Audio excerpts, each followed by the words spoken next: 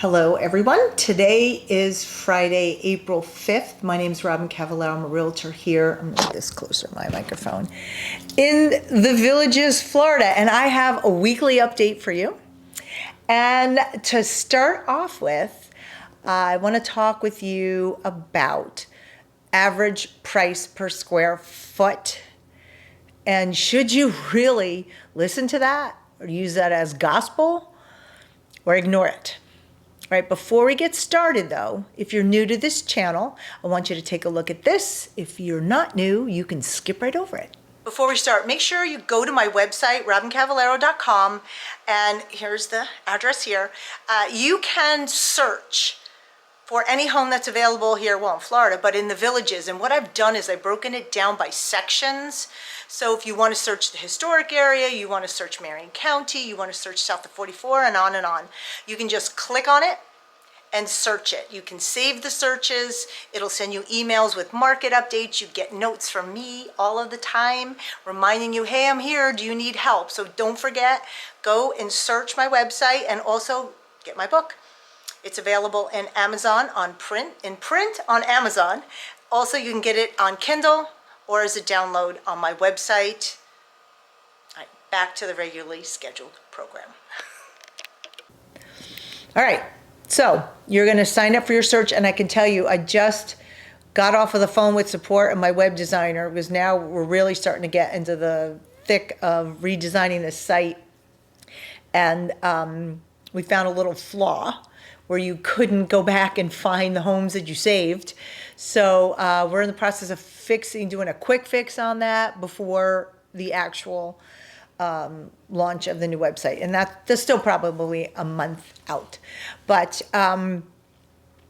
anyhow, when we start to talk about price per square foot, I've heard several buyers tell me, well, the average price per square foot in the Villages is $250, $270 a square foot. And I'm going to tell you this right now. If you use those figures, you're probably going to be in trouble. Not in trouble, but we have manufactured homes here that are, I think I found one today for a little under 200,000. And then we have homes here that are a couple of $1 million. There's no average. Now, if you're looking at homes in the same price range, so if you are in the market for a home that's about 400 to 450, if you take all those homes that are 400 to 450 and you want to average the price per square foot, it might be a guideline, but you have no idea what has been done to the home. And so again, between 400 and 450. Now, I'm not going to show you the interior of any homes because people get upset. But you know, you could go into a $400,000 house and it looks great, and you can go into a $400,000 house and it's a dump. You know, you can't say, oh, well, that $400,000 house is $199 a square foot. I want to pay that for this, when they've got it all updated. And I know it's common sense that you would say, oh, I would expect to pay more.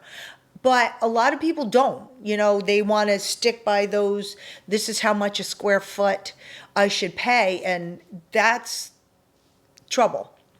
I try to educate buyers. I know a lot of times I am the depression force because I'm a realist. When I take you out to look at homes, I keep emotion aside and try to guide you. You know, this is what you can expect in this price range from this size of home. And believe me, I hear everybody tell me, I think this house is overpriced. Well, of course you do. Everyone does. And welcome to the Villages. Most of the homes are overpriced for where you're coming from. But for this market, a lot of them are not. I'm not saying all of them are, because I've been in inexpensive homes that are overpriced. I've been in inexpensive homes that are priced well. I've been into $1 million homes where like, there's no way I would spend $1 million on this house. It just doesn't have anything that screams $1 million. And don't even get me started, because I tell you, when I go into $1 million home, I actually would expect to find high-end appliances, high-end looking kitchens, and I don't know, a lot of them I see cheap appliances and a lot of inexpensive finishes, but some of them are beautiful, but some of them are not. So everything has to be on a case-by-case basis. And I know you're all probably sick and tired of hearing me say that, but it's the truth. Make sure my microphone is on before I have to do this over again. So when it comes to square foot, all I can say is, in my opinion, now you might talk to another realtor and they're all about stats and, you know, figures and all that stuff. I'm not. I'm a feel person. I go in, I look at the house, because I've been in not all of them, but I've been in a lot of homes. I've sold a lot of homes here. I have a really good handle on what you can expect to find and what you can expect to pay. If you're interested in working with me, you gotta call me. I'm your girl. Pete, you know who you are. If you're listening, I'm your girl. I had a customer, he and his wife, I took him around to buy homes, and he kept saying, I'm your girl, call me. But anyway, so yeah, just take that square footage almost as a guideline if you are getting that figure within the price range that you're looking for.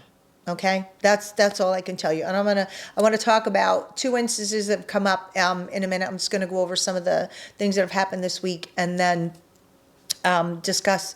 It's all about prices and things. So first off, we have about 400 homes that are active in the market. And I'm going to show you here where when it comes to pre-owned homes, this is the MLS side. And you can see all the little homes here. These little buttons are all of the homes that we have available. And you can see the bulk of them are up north. Then we're going to look at the VLS. So when you look at the VLS site, you can see, and I'm looking at it because I have it on my screen over there. We definitely have more pre-owned home inventory than they do. I know they have a bulk of new home inventory, but obviously we can't do anything with that, or I can't. But they have a lot of homes south of 44, just because what happens is when a buyer buys a home and then they're going to turn around and sell it, and they haven't been here long, they just go back to their village's sales associate. But you know, you can call MLS person. We can help you. I've heard somebody tell me that. They say if you want to buy another new house, you have to let them list it. I don't know. That's steering. That's illegal. They can't force you to list the home with them. They just can't. We can't force you. Nobody can. It's your house. You do what you want with it. The bulk of our inventory, I have to say, we have 77 homes that are under 300,000. 77 homes. I actually have a listing coming up next week that's a patio villa under 300. We're not getting photographs until Wednesday, which is why it can't go active. But and that's a nice home. You know, it's a basic home, but it's clean. It's in DeLuna. But under 300, you can expect a lot of manufactured homes and patio villas. And they'll be in all different shapes, conditions, sizes, and locations, bond balances, all that. So, you know, what did I say? 77 under 300. Then I found between 301 and 325, they're 50. That's a patio villa right there. There's a lot of competition in that price range, a lot of competition. So if you are a buyer looking for an investment property, you want it, like I live in a patio villa full time. I love it. And you've heard me say that often, but if you're looking for a smaller home and, you know, something that's between 300 and 325, you've got quite a bit of inventory to choose from. If you are on the sell side, your home has a lot of competition. So if you're not getting showings and you're not getting any offers, you have to go back and look at the house and look at the competition. Seriously look at the competition and decide if you want to keep your price, lower your price, maybe fix something up. Just because if you really want to sell it, you have to actually be competitive, and you can't be in La La Land competitive. It's just the way the market is right now. And, you know, who knows? I'm sure we'll probably get a little bit more inventory coming up. Yes, snowbird season's ending. Some people might start to sell the rentals, or the rentals will be now available because the tenants are gone, whatever. So just look for that coming up. And I know I constantly get emails and messages, oh, the market's softening. I've been hearing that for 2 years. And I say this just about every video. Some homes are coming down in price, some are going up in price, some are selling over asking price, some are selling under asking price. You just cannot tell. It's home by home basis, how motivated the seller is, and then on the buy side, you might find a home and you really like it. If you really like it, does it matter? You know, because if you really like it, you really like it and you want it. If the seller isn't willing to budge, then you either have to decide, hey, I like it, or I want to move.